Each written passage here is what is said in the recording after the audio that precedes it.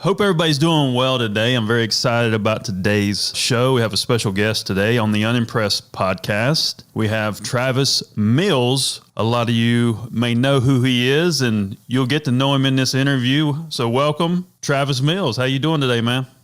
Hey, doing well. Thanks so much for having me, and excited to be able to chat with you and all your fan base today.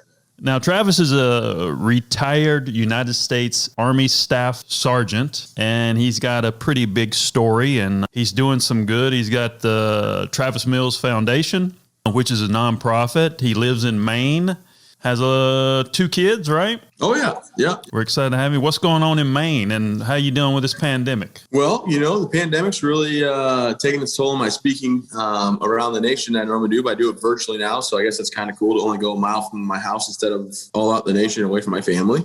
You kind of look at everything with a silver lining and like, what's the positive in it? And I got a lot more time, with my kids and my wife at home this past year. But I'm excited for the pandemic to go away in the near future. I'm hoping, and I don't know, just kind of hanging out in this wonderful weather. I mean, right now it's true what you see on Facebook with the memes, like, in Maine, it's 40 degrees out, windows are down. I mean, there's motorcycles out right now. People are just loving this, nice hot weather. Is it more cold than it is warm up there? No, I don't think so. There's about five months of summer, I guess they technically say, but the bumper seasons of spring, like late spring and early fall, are very nice. It's not like the Yukon or anything like that. I don't know if you know Catfish Cooley. He's one of our comedians. And we did a show up there, and you talk about motorcycles and trucks. That's all we saw up there. There's a lot of motorcycles and a lot of trucks showed up to the show. Oh, yeah. I'm a little bit nervous. I actually am getting rid of my truck in May, and I'm turning it in for a Bronco, the new Bronco coming out. And I'm really fired up about the Bronco, but I'm not sure how people are going to look at me because everybody here drives a truck. And I'm like, I have a tunnel cover on mine. Like I can lift anything into my truck anyway. But no, you're right. It's a lot of motorcycles, a lot of trucks. I'm fired up for the Bronco just because it's something new and exciting. So tell us a little bit about your story and what you try to do with the Travis Mills Foundation. Yeah, absolutely. So my story begins with 2 people fell in love, and then they had a kid and they were not impressed with my sister. So they decided to have another one, and then they had me. That's how it all began, was because they didn't want my sister as much as they thought I was going to be the greatest thing ever. And that was true. Basic story, small town kid, played a lot of sports growing up. I went to college to play football, and I played a new position I never played before. Believe this or not, but in high school, I was like fullback, kicker, punter, linebacker, did everything. And in college, I played this position called sideline, and I was apparently really good at it. The coach kept me there all season, basically. And what college was that? It was a small Grand Rapids community college. We won the junior college championship for the year, so it's kind of like that show on Netflix of like Last Chance U. They always show the JUCO one that like wins the whole entire thing. That was us. When the season ended, I decided to go back to my hometown for a girlfriend who said I should move home for her because she loved me. And then I met her boyfriend that she had at the time as well, named Colin. Super awkward moment for me. So I joined the military, and I look back at my life about what happened with me getting injured and losing my arms and legs to the IED. And I realized it's all her fault. I do not forgive her for that. No, I'm kidding. I know I'm getting long-winded, but I joined the military. I did 3 deployments. I met my wife, and got married, had a kid. And then I got injured in Afghanistan on my 3rd trip over in 2012. And then I recovered 19 months at Walter Reed, learned how to feed myself and walk again and drive again. And I got these cool tricks. Like that doesn't even hurt anymore. The first time it fell off, it was very painful, but now I take my arms and legs off every night. My wife and I started a foundation. I think there's a lot to unbox there, though. I can keep going, or I let you jump in. Nah, this is all about you, man. I like hearing the whole story. I like kind of unveiling the person. Yeah, I understand. So my first deployment, I went overseas, and I was there 15 months. I met a girl online because my medic's little sister thought I was cute. And I hit accept on the friend request on MySpace because I knew it was going to piss him off.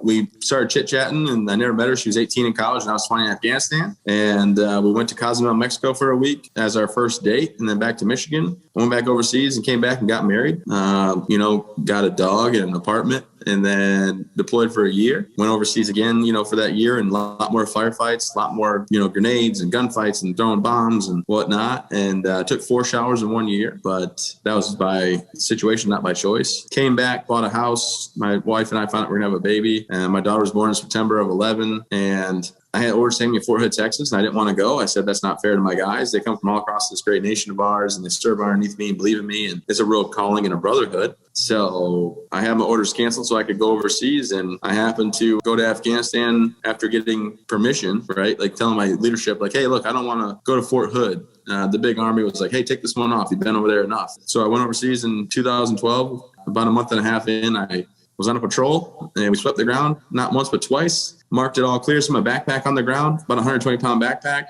and it landed on top of a bomb. And it was one of 13 bombs in a row. And I hit the first one and it took my right leg off automatically. I got thrown on the left side of my face. And when I rolled over my back and I saw the aftermath of what happened, my left leg was snapped to the bone. Basically, if you can imagine your left like outside ankle bone touching your left thigh, that was doing it to me. My left arm was blown out at the wrist. I still had to use my thumb, index, and middle fingers. I hit the ground, rolled over, and as I'm laying on the ground seeing all this happen, my medic runs up to me, my platoon sergeant runs up to me, and I tell him, hey guys, you're not going to save me. You know, not that I didn't believe that they were capable of working on me, but in my line of work, I've seen a lot of guys die for what I thought was a lot less injury. So I thought, no way am I going to make it. And the only thing in my head stuck on repeat was Saving Private Ryan, the movie. And I kept seeing the scene with the medic when they had, go after that machine gun pit. The medic gets shot in the stomach. And as he realizes he's going to die, he cries out for his mom. He begs not to die. And ultimately he does, die. And I understand it's a movie, but I thought, no way will my guys ever see that out of me. I'm not that guy. I always showed confidence. I always led from the front. And that just wasn't going to be their last memory of me begging for my life. So I thought, just stay calm. Matter of fact, they're working on me.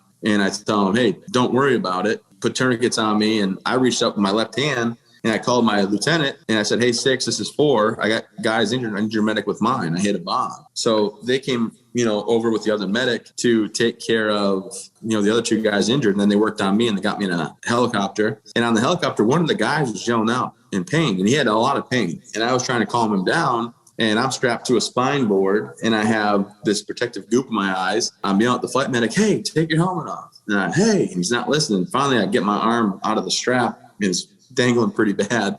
And I say, take your helmet off. I actually said some other words, but let's not get in the weeds of that. But I said, take your helmet off. And I threw my hand over my head so he to motion to him. So he took his helmet off. I said, hey, sorry, I yelled at you, but give my guys water and tell them they're going to be okay. And it's quite impressive to them. They actually wrote a letter to my wife and I about, I can't believe that this guy in his state was able to think about his men over himself and, all that stuff. It's a really nice letter. We actually put it in my book that I published called Tough as They Come. And it's the letter they sent to me. But anyways, they got me to the hospital. They took me into emergency surgery. And when I went into surgery, there was 9 doctors and 7 nurses that actually worked on me for 14 hours. 2 nurses, just like the TV shows, took turns pumping air in and out of my lungs for 9 of those hours. Mm-hmm. I was given over 400 units of blood, which at the time was the most blood ever given. I think it might still be the record. I don't know. I hope I still hold the record, right? Because bragging rights, and no one got hurt as bad as me, hopefully. Yeah. They gave me so much blood that they ran out of A positive universal blood that day. So they had to do a mass call to the base to have people run over and get blood out of their veins and put it right into mine. Yeah, pretty rough day. Case of the Mondays. To be able to hold your composure in that state, what did you feel? I don't think I felt much pain that I can recall. And to be honest with you, as it rolled me into the hospital, I was yelling at the nurses and doctor, or the nurse, one lady in particular, kept pushing me down because I kept sitting up, using my elbow and sitting up. And I said, quit touching me, I'm fine. And she pushed me down. I said, stop touching me. I need to get back to my guys. I got to get my feet back underneath me.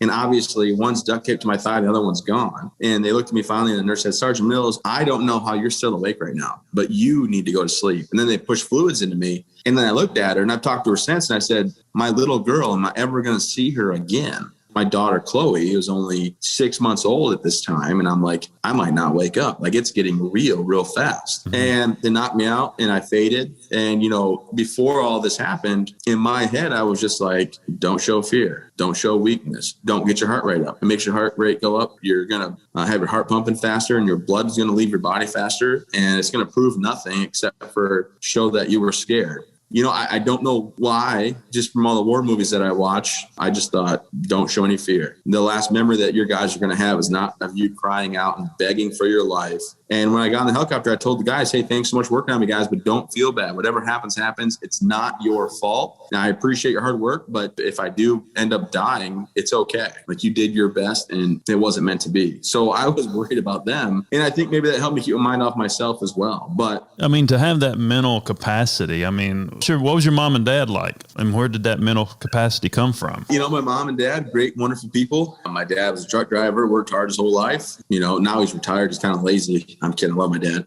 And my mom started at 18 in a grocery store and worked her way up to be the general manager of it. And the grocery store didn't want to have a big box store take over. So they had a hardware department. They had a sporting goods section. So basically it was like your Walmart, but at a grocery level. She was running the whole show. She didn't have the easiest life growing up, but she always worked real hard. And I guess I had that instilled in me, as well as I was always like a team captain, baseball, basketball, football in high school as a captain. Not to brag or anything or talk about like the good old days in high school, like Uncle Rico, but I was a varsity baseball player all 4 years. And I was the captain of the baseball team sophomore, junior, and senior year. So I guess maybe I had the work ethic and the ability to understand how to be a leader from that. And then in the military, I built myself up over the years to be a leader. I was pretty decent at my job, which is kind of weird to say because like my job was to go and kill the Taliban or the enemy. But what I mean by I was decent at my job, like I was the youngest staff sergeant and the senior ranking staff sergeant. So I had guys that were older in the military longer, but I was their boss. How old were you when this happened? Well, so I got hit April 10th and 4 days after that, they woke me up from my medical sedation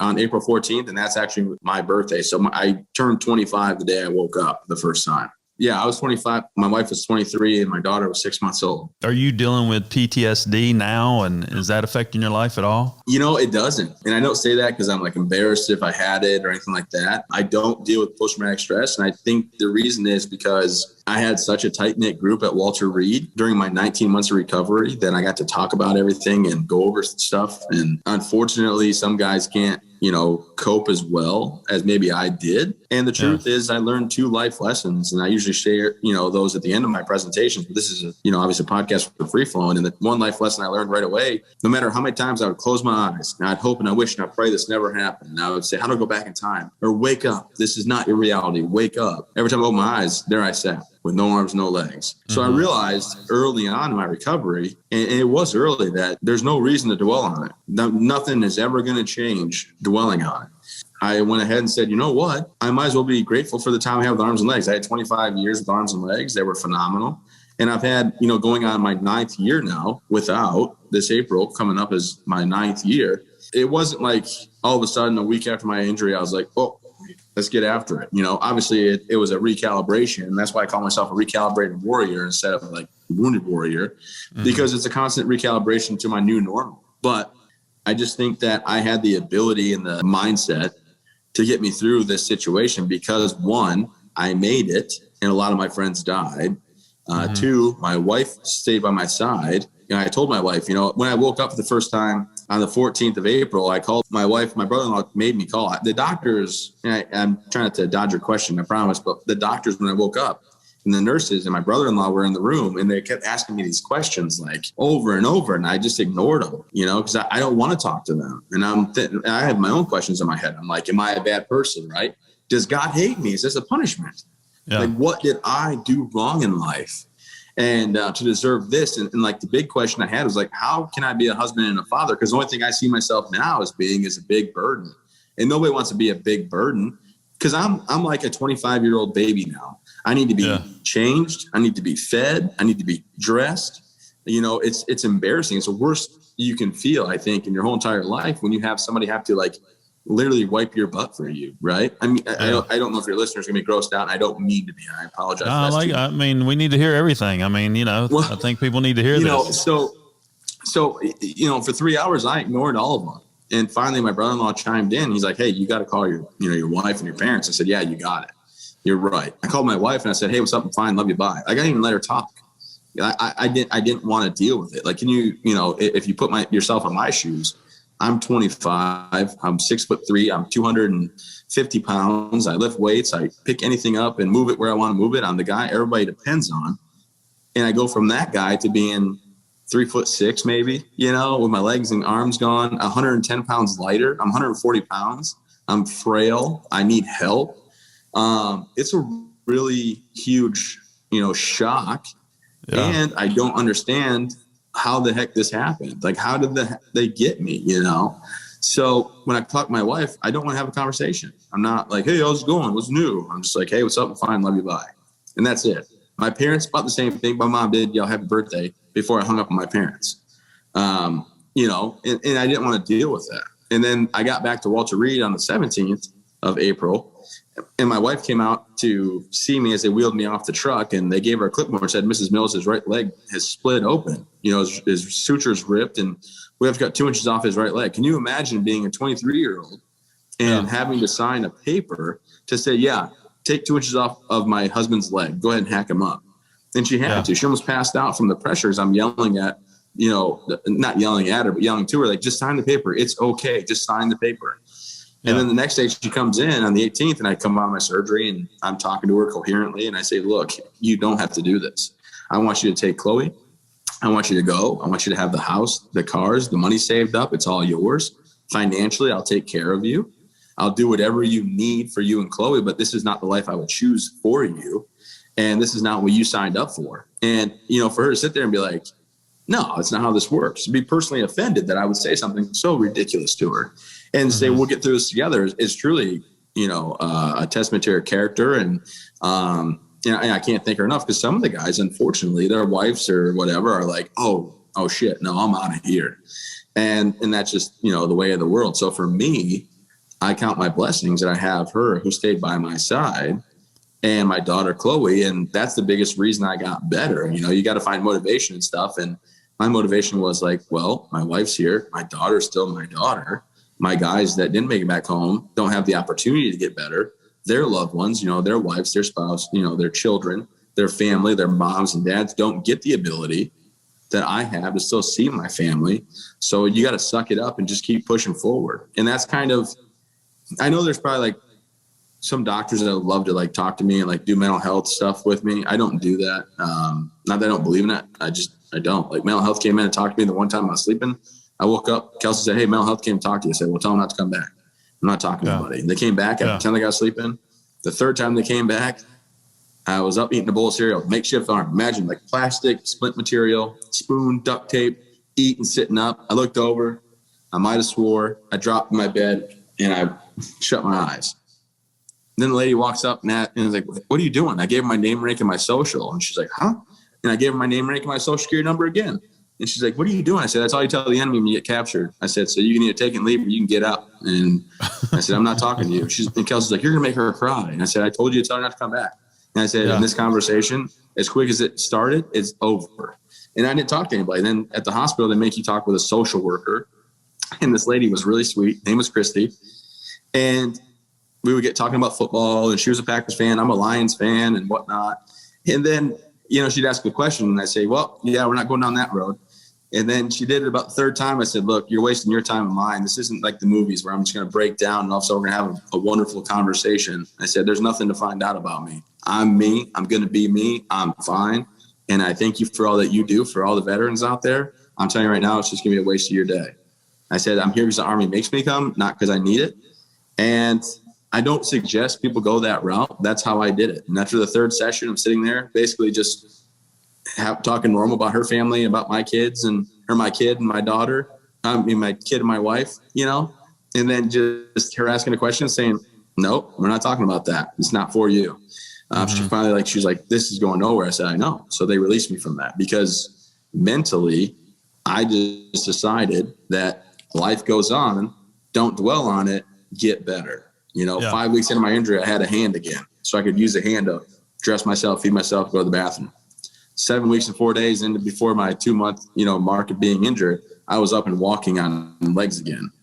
And people ask me, like, what's a word you think that describes you? Like, what's the best one? And I said, stubborn. Yeah, I think it's my hard-headedness or bullness or whatever that's got me to the point, where I've been a success, after the injury with the things that I do. I mean, what is your? I apologize. What is your internal passion now? because I always talk about perpetuation of negativity in society, right? And there's more perpetuation of negativity. And then you look at someone like you and what you've been through and your attitude about it. What's your direction? I just want to give back to the foundation, right? My wife and I started the Travis Mills Foundation to give care packages. Now it's grown into this huge operation where we bring out combat and disabled veterans with paralyzation, amputation, spinal injuries due to service, and show them how to do things adaptively with their families. We're talking horseback riding, ropes course, bike riding, kayaking, and canoeing. We have a multi-million-dollar estate that I was going around talking about, not even having anything really together, and people just donating because they believed in the passion that my wife and I had. And now we have this phenomenal estate where we bring out 8 families per week and we show them how to do things adaptively. And just as much as I'll tell you, I don't go to the doctor for anything post-traumatic wise, I have a program that's the best in the nation I partner with to give back to service members that are struggling with post-traumatic stress, because I know it's real. I know that it needs attention. And we partner with Boulder Crest with the Warrior Path program so we can open our doors to more people. So when we started with care packages overseas, we've grown to, this year after COVID hopefully lifts at the end of May, 27 weeks of programming. And next year we'll be at probably 40 to 45. And it's all about giving back. Now, granted, I also love business. Business is a game now. I buy and I sell and I do things that I can. And I really love and thrive on the excitement of it. So I own a marina. My buddy and I bought it, and it was a single mom and pop deal.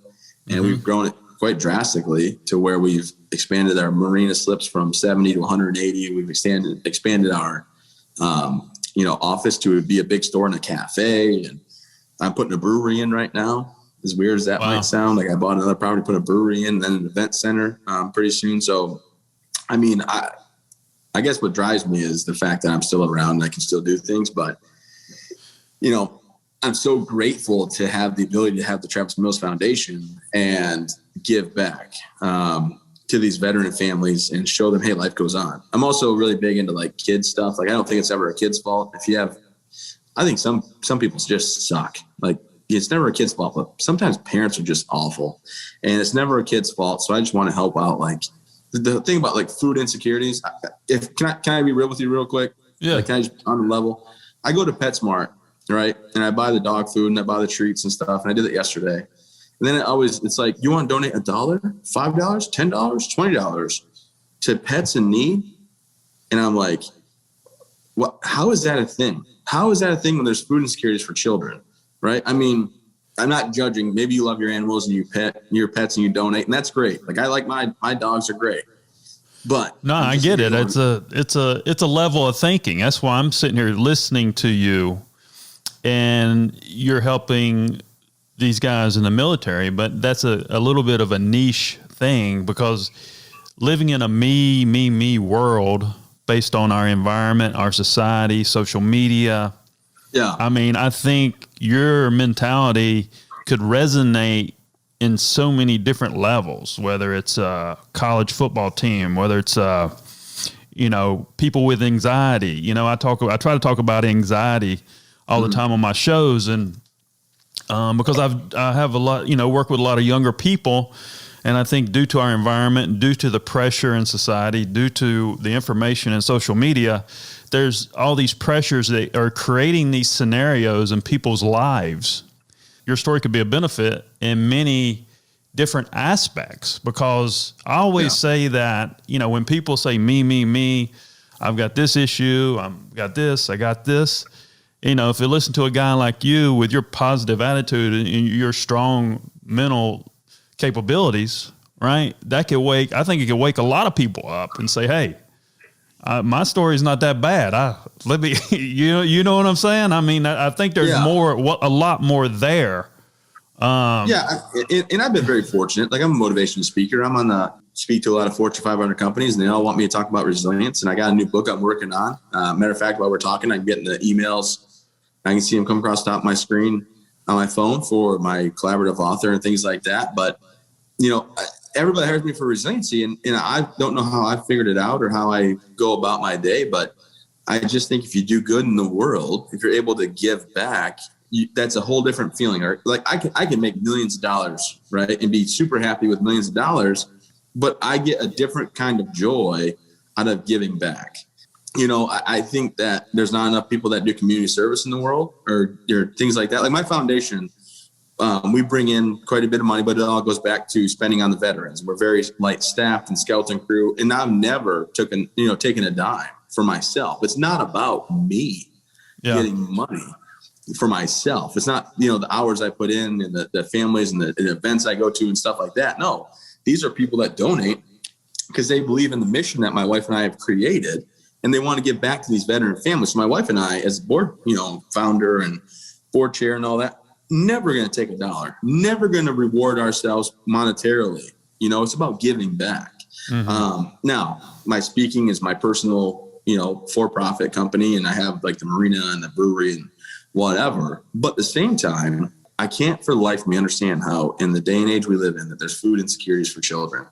And I also can't understand how parents don't take it upon themselves to do as much as they can for their kids. Like I'll do anything for my kids. And I'm sure like a lot of parents, obviously like you would too as well. Well, parents today, I lived in New Jersey, and I'll say it to these parents' face. I've told several mothers in North Caldwell, New Jersey, I says, why don't you learn how to raise your kids instead of having the community raise them for you?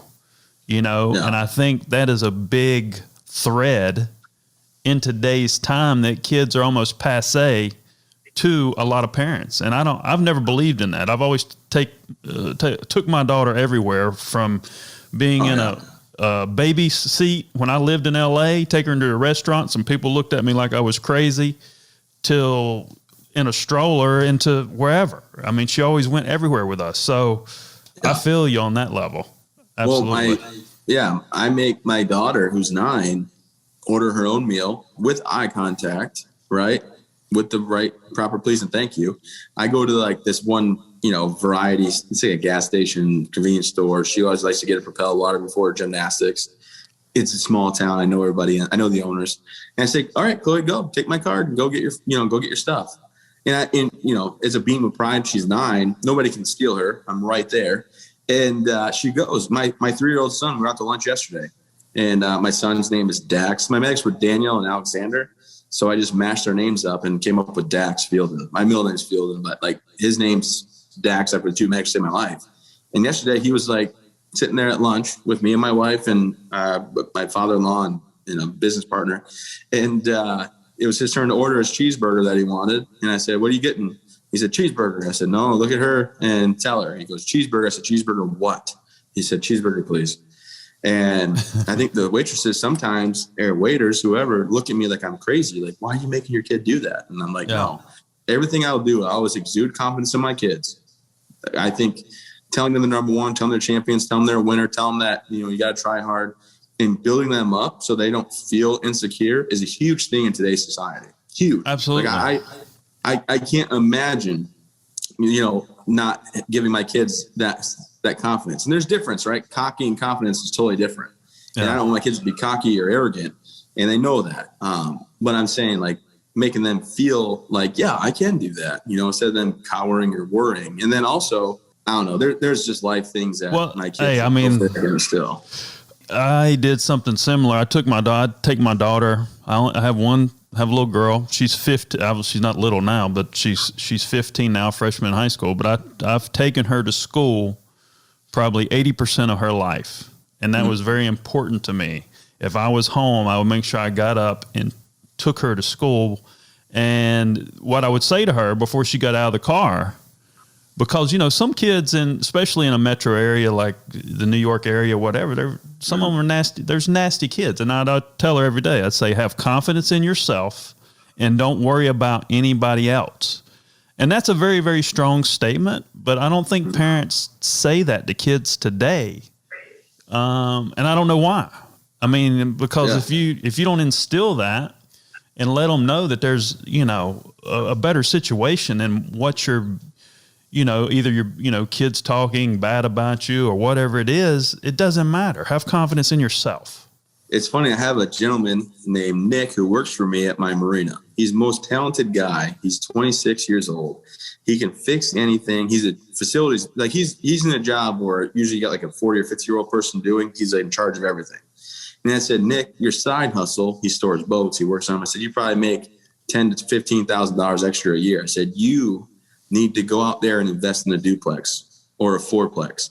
And you got to do this because I don't think he's had the guidance. And some people are just born with, not that he's I think some people just don't maximize their potential. So I took him to Dunkin' Donuts, right, to get some breakfast today and talking with him. And I said, Nick, you have so much ability that it's ridiculous. And you need to invest in this and you need to do that and this. So you're already doing it here. And you got a solid job here where, he makes very good money with us. And I said, you need to. But some people I don't think realize that they can take that leap and do something bigger than what they're doing. And I want my kids to always take that leap. I want my kids to always try to do something incredible. And if they fall, they fall. I'll help them get back up. And my kids will always see me try. My slogan is never give up, never quit. And my daughter gets so mad because she'll say something frustrating, angry, and I can't do it. I'm like, excuse me? And she's like, I know, Dad, never give up, never quit. I get it. And I'm like, well, obviously you didn't get it because you're just saying how hard it is. You can't do it and you can. And, it obviously relates to like gymnastics or soccer or something. But I'm also showing her how fun school can be because my dad and mom tried so hard with school and I just didn't give, whatever. School, I don't want it. But, now as being older, I'm like, man, numbers are fun. Math is fun. School is fun. And I'm trying to instill that. So, people can learn stuff from whichever way this conversation goes. I mean, I think people don't know what they don't know, right? And if you have someone that you look up to and say a person doesn't know that ability or something that's instilled in them that they haven't recognized yet, that person that they look up to is the same as them. You know what I'm saying? It's just, but when you get there, when that kid learns, when he does know what he should know, and you get there and you're like that person you looked up to, you realize there's not really any difference. It's just getting there and having the confidence to get there, if that makes sense. And coming from a small town, being in the military, I thought I was going to be a 20-year military guy. And that was my journey. 20 years military, getting my degree through the military, become an officer, become a high school teacher and football coach. Like that was my path. I never thought for life of me I'd be like this businessman that I am now and a nonprofit president and acting executive director and all the stuff I do. But somebody out there unlocked my potential and helped me. And I have like the office I'm sitting in now is a buddy of mine's office that I use, and I use him for all my mentorship. I've talked to him 3 times today about different situations and things I'm facing that I need help and guidance on. And that's what I was trying to do for Nick. Nick's phenomenal. He is crafty. He's a genius. He can fix anything. He understands it. He was a plumber for a while and understand, I'm like, Nick, you need to do this, not because I want to add to your plate, but because I want to add to the overall benefits of your life. And it feels good to be able to, show somebody their potential or the abilities that they have in front of them that I know they can do. And then they realize they can, because I think the society now, and there's a meme on Facebook, but it said, in high school, they didn't teach me about taxes or entrepreneurship or starting a business and all these things. And I was like, wow, they really didn't, they taught me to go and work for somebody, like go get a job, go to high school and go to college. And I'm like, I love my teachers for the most part, I love the high school aspect of the social stuff, but they didn't really prepare me to be an entrepreneur. And realizing that it's just about taking that risk and seeing if you can fly or not is a big part of it. So again, just to follow up, I'm very passionate about my foundation. I'm also very passionate about children's causes like food insecurities and things like that, because I don't understand how a parent could let a child go hungry. You know what I mean? Like, it's just, I would work 10 jobs if I had to. and not sleep. And 40 hours a week is a joke. No offense if that's all you work. I don't mean it in a bad way. I'm just saying, like, when you're a business owner, 40 hours a week is not a real number, but you strive for excellence, and you do it because, I mean, I'll be 100% with you. I have about 50 people that rely on me for their livelihoods. In the summertime, my marina's full tilt and my foundation and some other businesses or whatever, they all rely on me to pay their bills. So I don't shut it off. And I thrive under pressure, but I want to make sure they're taken care of because they're helping my family as well. Absolutely. Yeah. What kind of places, what kind of places do you speak at? I'm talking to you. I'm saying, hell, we should put together some kind of, I don't want to ask you what you charge to speak. Like, Wells Fargo is a client of mine, Microsoft, Mr. Brooks, which is like a lot of insurance companies hire me. Mr. Brooks is like a $50 billion company out of Dallas.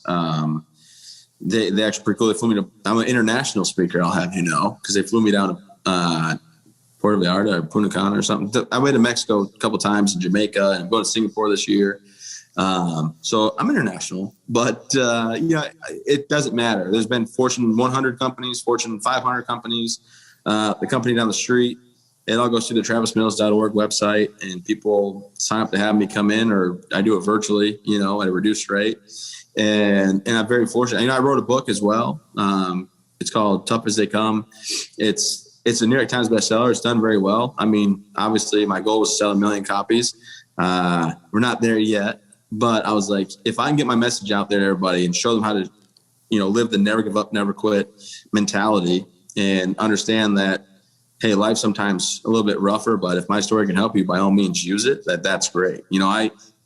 I tell people, they always ask, like, what can we do to help? And I'm like, well, you can volunteer at the foundation, or you can donate to the foundation. But the biggest help that can help me is go on SSG Travis Mills on Instagram and SSG Travis Mills on Facebook, hit like, follow, share, because that helps me get a presence to keep doing my fun videos and keep showing people, hey, life goes on, and you don't got to take life too seriously, and to, stay motivated to do better. My book, the most important part of my book to me is actually the author's note, believe it or not, which might sound kind of silly, but the first thing it tells you is my problems don't outweigh yours. Like, I don't think I'm any worse off. I don't think I'm any worse, in my situation than anybody else. And people look at me like, that's about the dumbest thing you could have said. You have no arms and legs.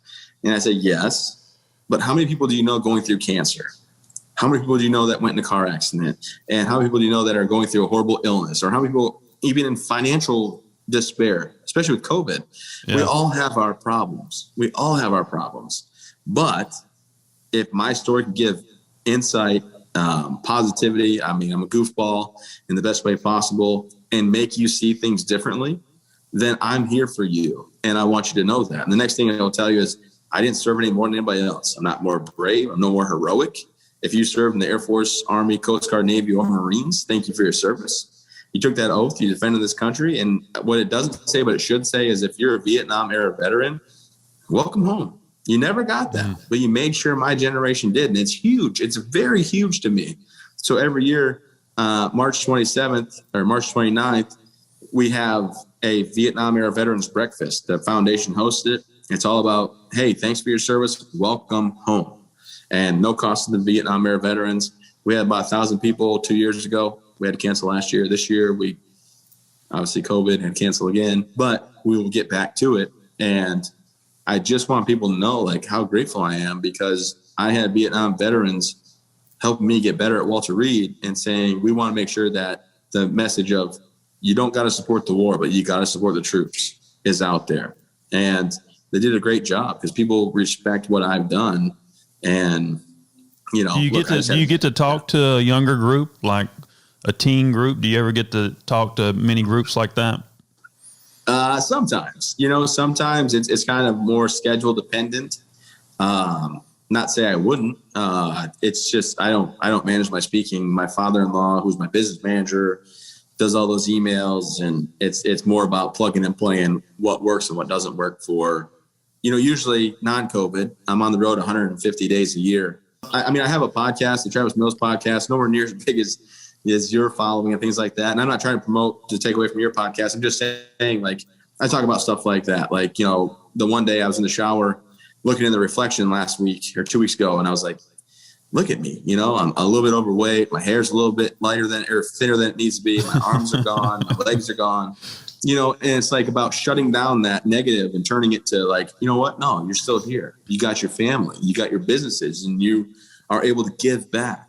How do we get you in front of 1,000 kids at a time, you know, and really wake people up, you know, especially with what's going on in the country, and there's not a lot of respect and, you know, the dilution of what people think society is because they don't have the knowledge or, you know, the foundation behind it, you know, or the curriculum, the right curriculum behind it. Yeah. My sister works with, more troubled youth in the school system that she's at. And she's like the counselor type deal.